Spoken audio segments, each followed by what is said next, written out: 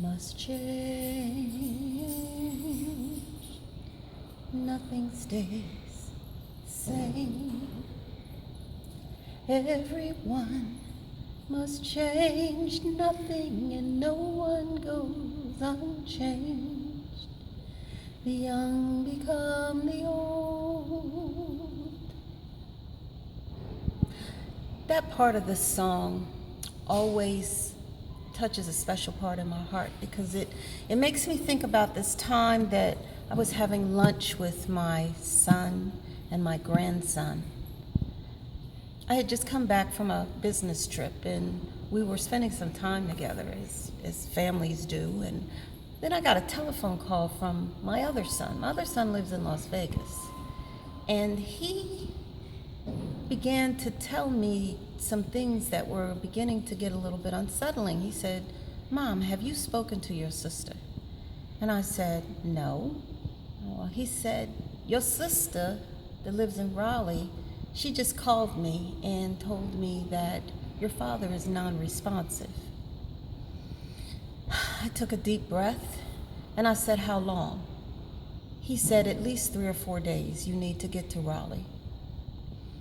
I got off the phone, told my son and my grandson, and they gave me this knowing look, something that we'd been all expecting for some time.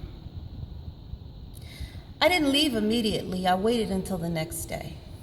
And the next day, packed the car and went to Raleigh. I think I drove the speed limit the whole time, which is unusual for me. When I got to Sunrise Nursing Home, my nephew was sitting outside on the porch. Another sign that something was about to change. When I walked into the room, my niece was there, and my father was there, laying very still on the bed. And I looked at her, I looked at him, and I saw what I knew was a death mask. I lost it. I started to scream and shake him. She left the room. I said, "Daddy, Daddy, wake up, wake up." I tried to open his eyes. I tried to pinch him. Nothing. The only response was,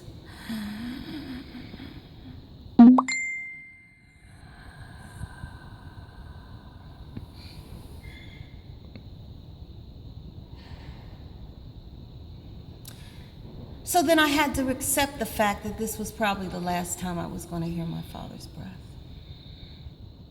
And I decided that we were going to have this conversation.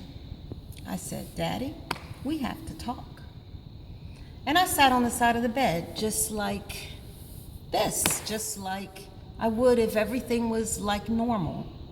Nothing was normal about this moment. I said, "Daddy,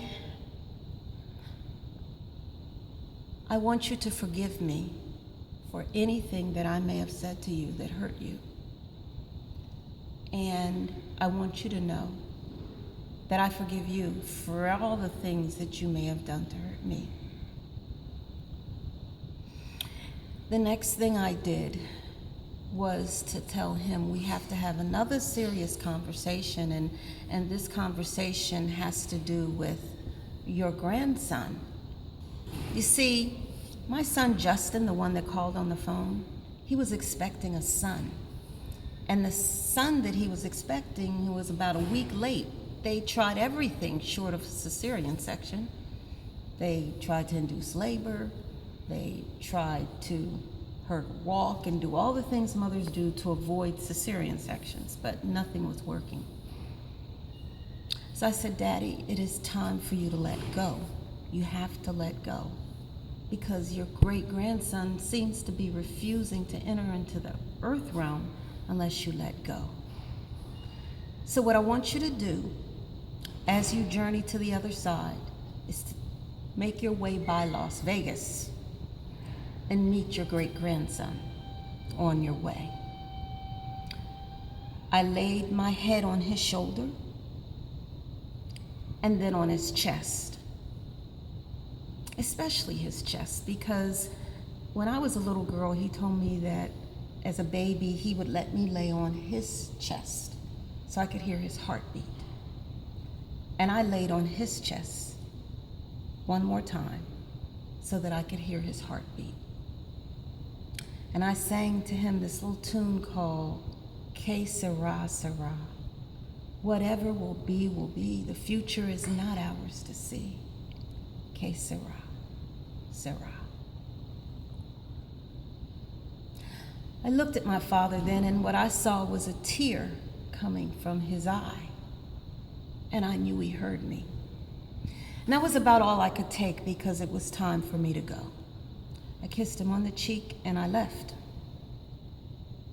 By the time I got to my hotel room, it was about 30 minutes later, I got a telephone call. This time it was from the sister that was supposed to have called me in the first place. She called and said, he's gone. And I went back to the nursing home that I had just left. And there was no more heavy breathing. But there were 2 more tears. I went back to the nursing home, and my father was gone. Well, not too long after that, about 6 hours later, I got a phone call from my son, Justin. And what did he tell me but, he's here. The baby had arrived.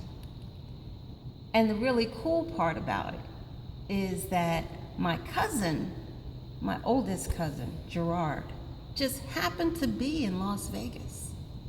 And he was the first family member absent my son and my son's fiance to hold Pharaoh. And the really cool thing about Pharaoh's birth, that's my grandson, is that my father was the first to hold Gerard when he was born. So what we experienced in our family was a complete circle of life. It was a beautiful thing. Everything changes. Nothing stays the same. The young, they do become the old.